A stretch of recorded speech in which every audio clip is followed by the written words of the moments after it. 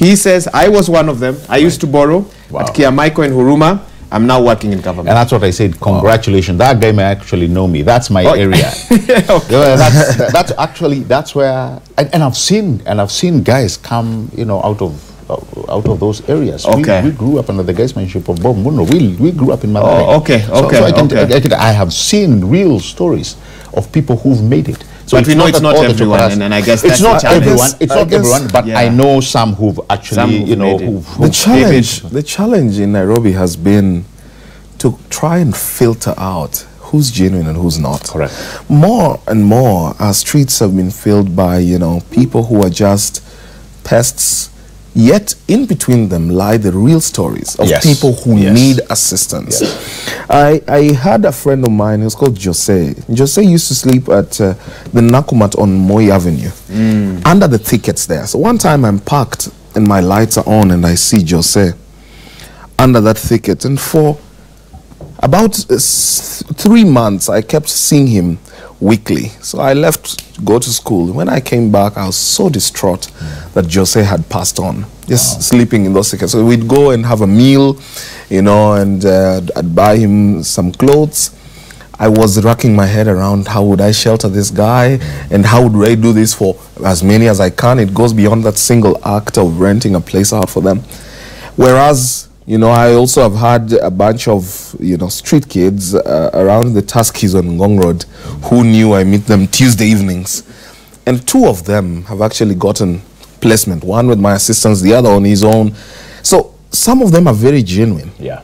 But some of them, you know, there are people who literally just throw them into the streets. Yeah. They collect money and return. It's become, you know, an enterprise, a cartel of its own. So in between those stories, we can find the real story. And that's why I'm saying our children, those who do not have the love, need us to try and farm up their characters and values. When you interact with them, you impart the good in you and teach them how life ought to be. But those who have parents, the parents must have their roles to play and play them well. 4-year-olds, I have seen enough videos on YouTube of parents carrying their children into shops and telling the child to steal as he engages the person on the counter. So we still have those issues. But did our police in this incident handle them well? Was that the way to handle them? No. But then they will also ask you, maybe, what options did we have? It's funny you ask that because someone has sent us a message. They say that there are structures to be followed and they start from police, children's office, charging in court and then settling the children. I don't know how you'd charge them. These are 4-year-olds you're talking about. So I'm not sure. But this person says, don't jump blame and shame the police. Yet the children's office and the courts are closed over the weekend. But the children's office, Wahiga, it's open. is so under-equipped itself. Our children officers have to rely, they are at the mercies of the children's homes, which are privately run, that will accept to have those children for a few days. What I'm talking about, there was a desk, and I think it's still there.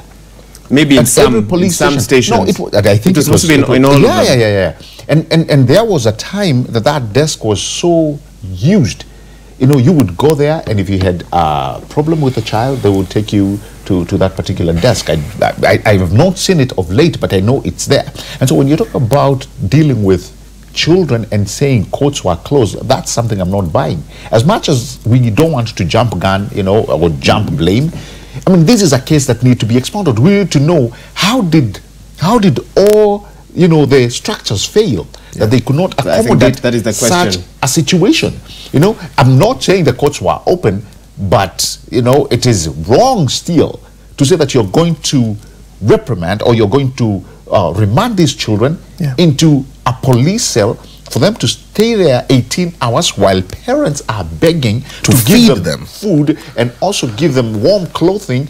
There had to be failure within the ranks or within the system, and that is what we just need to expound on. What happened? Because if we just leave it and cover it in a blanket saying, you know what, it will be sorted, it will continue happening. So as much as we don't want to push blame to anybody, it is a situation that we must deal with.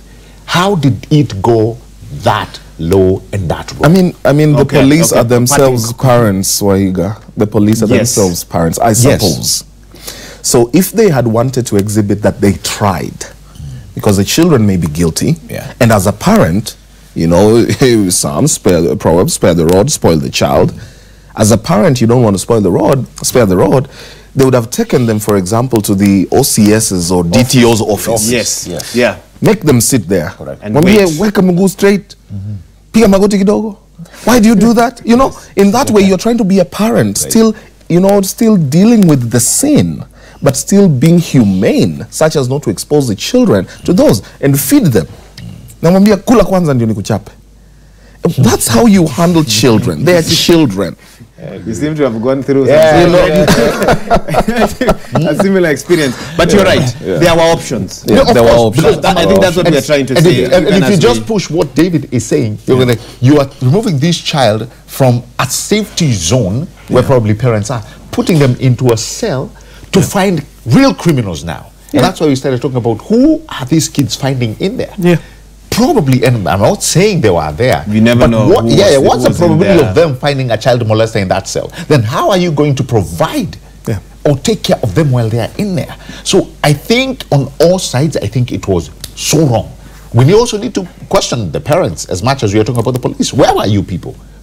You know, we are not saying these kids are, you know, as nice as they come, but you also need to question, where were you? You know, how did you, let it come to this? And to the police, why could you not have handled it or handled this situation in a better manner? Like what he's saying, take them to a senior police, or even one of the policeman's house. Or one of the officers, I'm sure. Yeah. Put them there. And, start questioning them from there. But, I mean, putting them in cells, I call for. Okay. This topic, listing a lot of feedback. I'll try and read a bit more at the end. We really do not have much time, so I want to quickly take us to page 10 and 11 of the Daily Nation. Devolution, and actually let me read what is on the front page of the Daily Nation. They walked into office 5 years ago with gusto, announcing big plans to transform their zones. I know this is a pet topic of David Osiani. They held numerous investor conferences, invited all manner of international tycoons for the photo opportunities, and then went quiet as they settled in. We're talking about governors. What happened to the grand plans? Where are the mega cities, modern markets, spanking new stadiums? At least we know one or two, but where are all of them? Job opportunities. Did the men we elected as our governors 5 years ago scam us silly, or was it good old politics? And if you turn to page 10 and 11, they paint a picture of different counties where various investment conferences have been held, donors have been paraded, trips have been conducted to foreign countries to hold discussions. They've talked a bit about Homa Bay, they've talked a bit about Narok, they've talked a bit about Meru County, and I guess you could mention almost every county, three counties at a glance. Kisii, investors promised mega sugar factory, officials blame scarcity of land. Busia, the governor promised a fruit factory. Investors attended a summit there. Homa Bay, Narok counties signed 9 deals, but various issues with those deals, etc.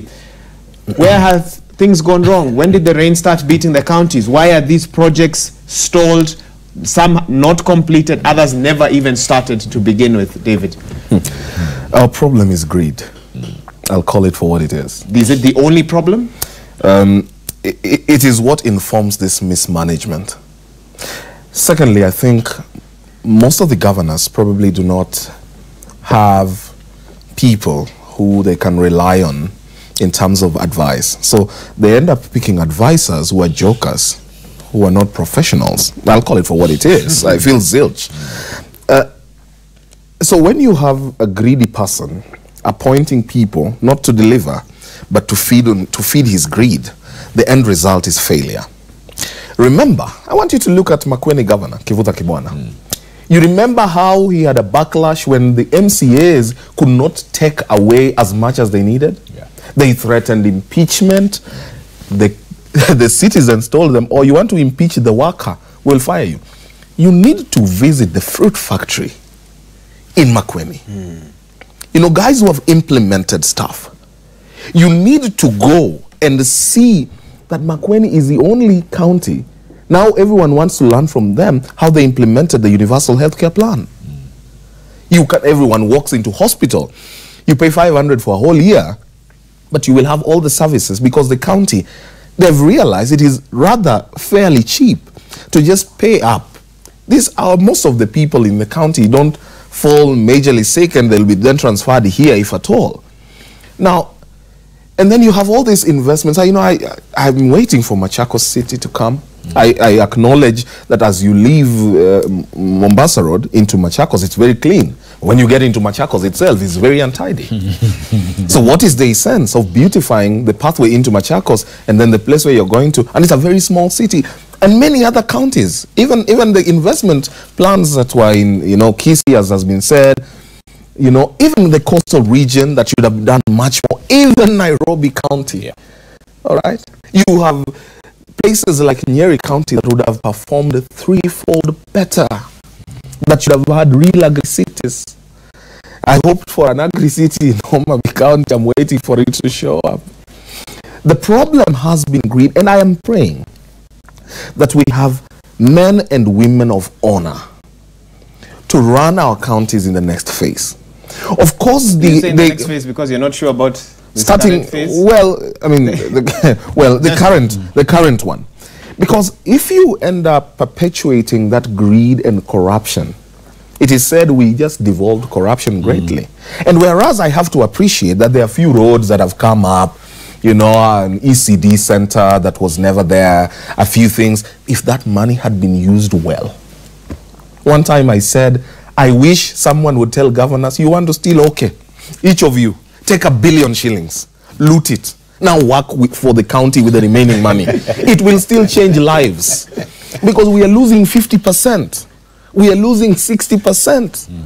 And because the governor himself or herself has been corrupt, then the people in the lower ranks are just as corrupt. So you suddenly realize the guy who was a chief officer cannot even account for his quick rise. He suddenly owns all the apartments in the city or in that town. And the Ethics and Anti-Corruption Commission has just become a ping-pong place. People then know that it's okay. So long as I have enough money, I can go through the judicial process, buy the judge or buy whatever. Even with the reforms happening, that's the notion they have. There has been judicial reforms, largely, but that has not emptied it of its corruption. So I can buy my way through. And if I have a minister who steals and becomes governor, then I can steal and become governor too. I don't know. Yes, EACC has opened, I think, they're opening regional headquarters now. They opened one in Garissa. They've given a roadmap. No. Don't even try to cleanse it. I had said, if Wabukala, the Reverend, who I really respect, would just give 5 examples of bigwigs being locked up on the basis of corruption, because the proof is there, we would know he is working. And by the way, remember Wabukala, just to finish with what Mr. Osian is saying. Wabukala the other day, I think he was asking, I don't know whether he was asking the government or the courts. Or I think it was on the International Day of Anti-Corruption where he was asking, where he was saying, we need prosecution powers. I think sometimes we will need to sit down and ask, do we really want to give this institution powers to prosecute? Will they be able to deliver? Will they be able to do their job? This is something we can only speculate, but I think it's something we need to look deep into, because what does it help if EACC would do and bring a case? No, this guy has actually been stealing. Package a case very well. Take it to the... which they never do, Gabriel. Yeah, well, let's just assume. To date, they have not even told us. Let's just assume. million hustlers jet. Let's just assume they are able to do that, okay? And they've been able to present this file into the judicial mechanism, and nothing is done. You're going to have a people, or you're going to have an anti-corruption body that is actually losing faith, or they'll be so demoralized. And I think, I'm just saying, is it the high time we start looking into giving them prosecution powers? Again, that's something we can probably look into the near future. But coming to devolution, let me tell you something, Wahiga. This is something which is so close to many Kenyans that I know, and also to me. When you talk about devolution, I personally believe, and I hold this firmness, that it is the only way and sort of governance that will help this nation. The reason I'm saying this is because we have a conduit whereby we can bring, or we've been able to bring, development and leadership to Mashinani. Question we should be asking is, are we realizing that kind of leadership? Do the governors even know what they are supposed to do? I'll tell you something. Majority of them, as much as corruption comes to play, as much as failure or lack of accountability comes to play, as much as we are still talking about governors who do not understand what is happening, they have zero know-how. Just because, you know, somebody did not focus much enough to question their credibility or, you know, to see whether they can fit in that particular office. He was actually brought into office due to the acclamation of the majority, and he found himself in a governor's seat. You know, many of them may have come through that, but can they at least set up an infrastructure where you get the right people in the right places to be able to bring up your county? But if the process by which they got to those positions is already tainted, it could be flawed. It could be flawed. It could be flawed, and that's why the system that made them who they are. It could be flawed. It could be flawed, but still, it's like you saying that your father was not educated and thereby you should not be educated. No, you have people who've been brought up by parents who never saw the inside of a classroom, and some are doctors and professors. So I'm saying a governor can just be a symbol to just be able to bring people together, but hire the right people, bring in the right people to be able to do and adjust according to our times. Because when we look at the future, where we are heading in devolution, I can guarantee you the governors who will get it right, they will change their counties. Well, Higa, allow me to finish by saying this. I have seen a lot of wastage in counties. I have seen counties where I had so much belief, like in a place like Nairobi. Forget this grass that we were told, the Kidero grass. That's nonsense. If we were just to pick up one area and say, as a governor, I'll be remembered because of this. Be it healthcare, be it the road network or infrastructure, be it the sewage system, be it the traffic. Pick 3 or 2 things that you can change the course of a county, and I can tell you we will be talking about you in years to come. And that's what we need. We need somebody who understands the economic of our times. So if we continue just rambling and, you know, saying devolution is missing the mark, I think we are also wrong. We need to hold these people accountable. Not only the institutions that are mandated by law, but me and you, Higa. We are the ones who put that guy in there. We're the ones who put that person there, David. Well, of course we will argue that devolution is just 4.5 years old here. It's a young baby. It's a young baby. That's the line that comes to play, as if we are the first people to have devolution. Because we have examples that have been set by other countries. We have seen Nigeria grappling with its corruption system, but yet still achieving very much with their devolved systems. And we carry our MCAs and take them to, you know, to do benchmarking, which is a new method of per diem acquisition. And they go, and we don't even task them to tell us what it is they learned. It is not even discussed in their assemblies. I would forgive the governors who came into office the first term, and I say that very sarcastically, this forgiveness, but give them a little latitude of error. I would find it extremely insulting for the people who move on from this point. I watched Governor Nanok saying that the first phase had its errors and mistakes. We cannot afford those similar mistakes this time. At the coast. And I would really implore our governors to take 3 areas. There is the risk of spreading yourself thin when you get there. It is what happens with governors. It is what happens with cabinet secretaries. It is what happens even with the presidents. You want to spread yourself thin. You want to touch on each part of the economy. You want to transform here and there. Look at Matiang'i and why he's being memorable. Because he went for the exam. And said, I will clean it up. A flagship project. His other, you know, fellow CSs did not pick on one particular thing and run with it. Of course, Matiang'i he has a background in communication. He was a literature lecturer at my university and my department in 2009, before you, whatever. So he then knows how to run the PR around it. then he got people who understand his dream, like Magoha, who would be ruthless towards achieving that dream. The end result is he's the CS who's being spoken about until he messed it up, being in the interior docket recently. As you see it. Now, as it is the truth. Now, governors must identify 3 things. And of course, as you say that you want to commend, even as Machakos is dirty, there's a stadium, unlike other counties. Yes. That hosted a final. That hosted a Sekafa final. And they won. And you have Kakamega, which is the only other one, apart from Nairobi, that had the advantage of having this stadium from the beginning. It is only Kakamega and Machakos who built a fully operational stadia, the 2 of them, that were able to work for these, Sekafa championships. What happened with the other governors? My advice, because I will not spend all the time vilifying them without giving solutions. Identify 3 things. Okay. For Moi, it was education. For Kibaki and Raila, it was infrastructure. For Uhuru, it seems to be corruption. I hope it changes to something better. Maybe SGR. But that's not enough. Identify 3 key things that you think you have to achieve. Then go for them. Whereas you will distribute resources to other components of the, of development within the county.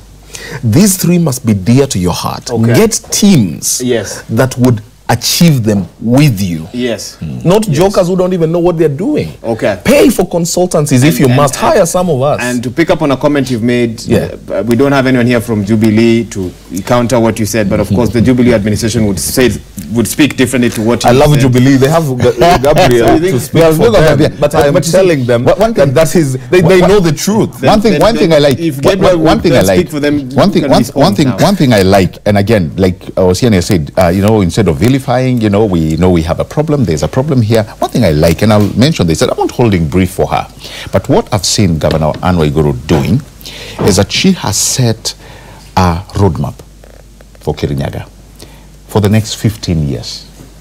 She knows very well she will not be there for 15 years.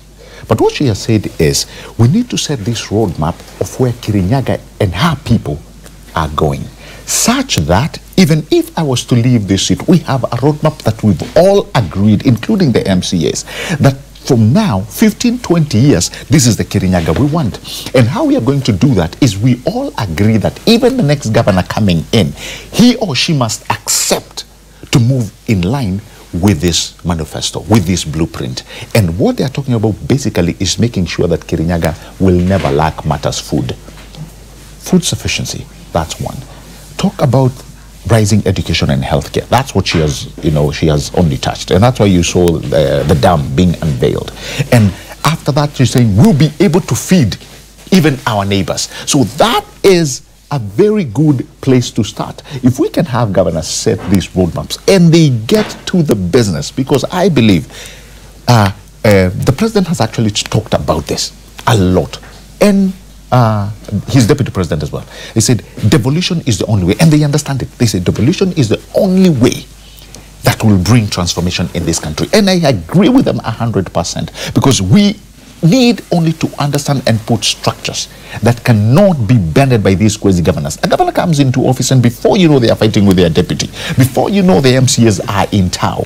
Sooner or later, the entire infrastructure is lost. But if we have serious and strong structures, because that's what we suffer from. The issue with corruption, we have people who can come in and deal with that, only that they are sleeping too much, all right? And it does not have to be in only one county. It can actually be replicated on all counties. Corruption has never been an area where you're elected on.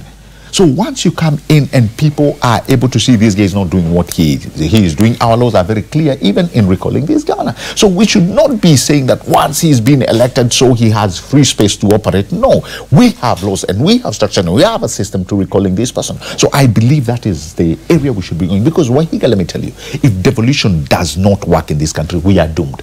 And the fact that governors are still looking at national government for solution is also wrong. You must understand that when devolution came in, it has to deal with that which is ailing your county. Okay. Deal with that. Let me deal with that briefly, because our time is up. One of my favorite pet subjects in my master's class was power, politics, and policy. the intersection of the three. And whereas I want to commend, as he says, what Governor Waiguru may have done. I know she's hired quite a competent team. I particularly know Hasisi for Health. She's a wonderful lady.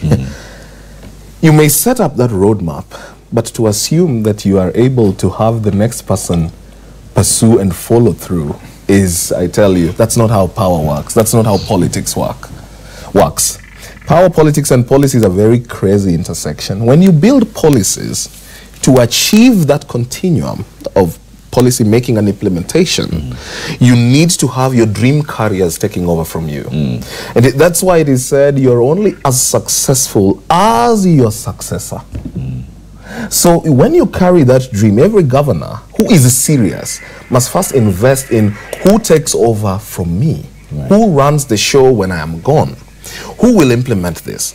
Brilliant things were done out here, Wahiga. We all know. All these governors who even did first terms had brilliant ideas. Did they follow through even with 10%? Hardly. Most of them did not.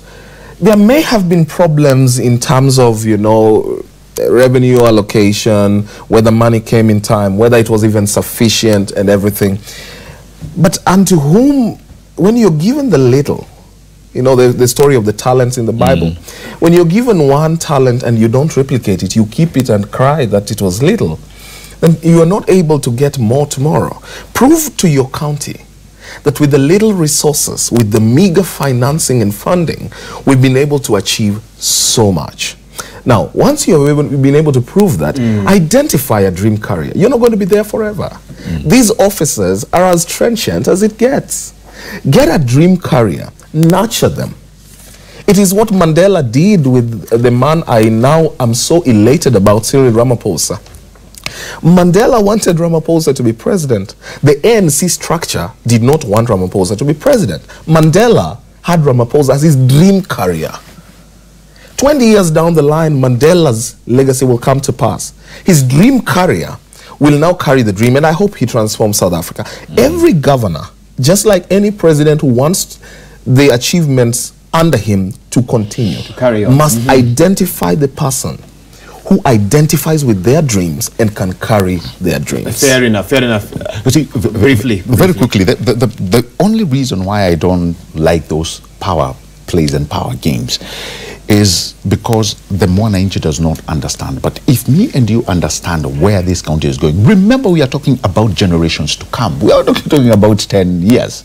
Because, I mean, really 10 years right now you're talking about scratching the surface. But Wahiga, we need to be cognizant to this fact that if these men in this county understand where that county is going, just like the SGR, let's assume Uhuru leaves office before the SGR gets to the destination that he wants. Whoever comes in, if you tell me they are going to start doing their power games, we have lost it. Because we did not reach where we wanted to go. But if somebody comes and say, hang on a minute, we as Kenyans, we understand where we want to push this country. Because the competition is no longer local. We are competing not with this MP or not with that MCA. We are competing with our regional neighbors, such that we need to have this railway get into their border, such that we want electricity to penetrate into that machinani home. That is the competition I'm talking about, and the country will understand, and devolution will grow. That is all I'm talking about. He does not have to really be a dream carrier. He only needs to understand the opportunities that present themselves and the economics of our times. Where do we need to go as a country? Where do we need to go as a county? And it will work. Trust you me, it will work. If the blueprint is right, if the systems are in place and checked, guaranteed, Wahiga, they will get there. Blueprints may be right, Wahiga, but you know how people prioritize things are different. For a politician, for a governor, he may come and find his predecessor had put health as the key achievement. Yet for him, it's trying to make the county an agrarian county. So that's why I'm saying the power and politics may, you know, they may agree that SGR is okay, but someone will say, rather than spend 320 billion on SGR, why don't I dual carriage from Mombasa all the way to Malaba? And why don't I improve what we have currently, as Devin D, for example, was proposing at 20 billion? So different people think differently. Their advisors may advise differently. For Gabriel, it may be that let's do phase 1, let's have education free until university, which would be a great venture. But for someone else, it may be something very weird. He may say, let's have us upgrading healthcare to those levels. It is when a politician, I'm not opening. It's the same. It is when a politician sets space. They can dream it, they can come with it, but at the end of the day, the lying fabric is the Mwana Nchi. But you look at it. Look at it like the Obamacare that people have been talking about, and probably this is the wrong example to give them. America is a good example of what we are talking about. Exactly. Even when Donald Trump has both the House and the Senate, they can still not get Obamacare out because it has been entrenched. The people, they understand this is where we even Republicans agree. Even them, they agree. Exactly. You know, I've seen their supporters. If they have not seen a better solution, of course, that would trump Obamacare, so to speak. So you may have, or you may have an idea, this is what I want to do, but the Mwana Nchi will correct you and say, no, this is where we want to go as a country, not as you. You have your own things, and we are not saying they are wrong, but this is where we want to go. Okay. But also, finally, let me just say, you needed to have the final say. No, I did. Not really. It's just, I just want to advise the governors. I have said it. If you listen to nothing else, listen to this. Identify 3 sectors. True. Reach out for them.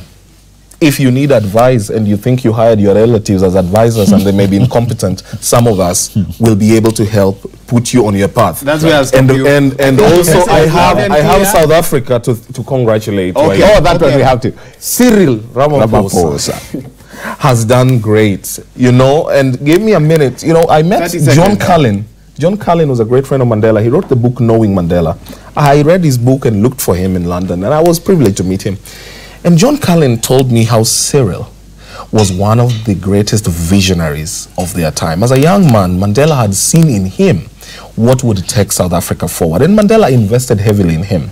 But Mandela himself was not going to be president of ANC earlier. So he didn't want the politics to still continue, and he let it out to a very brilliant other person called Thabo Mbeki. But in John Carlin's estimation, Thabo Mbeki wouldn't match up to, you know, Cyril, because Cyril had understood what Mandela's objective for the country was. He understood it better than Thabo. And when Cyril was elected and he squinted through, of course he was contesting against Dlamini, who share an alma mater with me, who went to the same school I went to, University of Bristol. Who was expected to carry on the policies. Of the ex-husband. Yes. But when Cyril won, I'm so elated. I think South Africa just got to Canaan before us. But we thank God. Cyril, and I think I congratulate him, but, you know, it's only 179, you know, votes shy. So there's not something. Race. Yeah, it was very tight. And, you know, you're looking at, if you ask me, and again, these are my views. These are my views. I think Dlamini is still smarter than this guy. You know, I mean, I know it's a thought. Dlamini is smart. She's a very smart woman. The only thing, and this is what, I mean, again, the direction that we are going, it's only that Cyril has a very good base when it comes to the economy. All right? He has shown people that, you know what, forget what many people are saying. We need to build an economy that can sustain.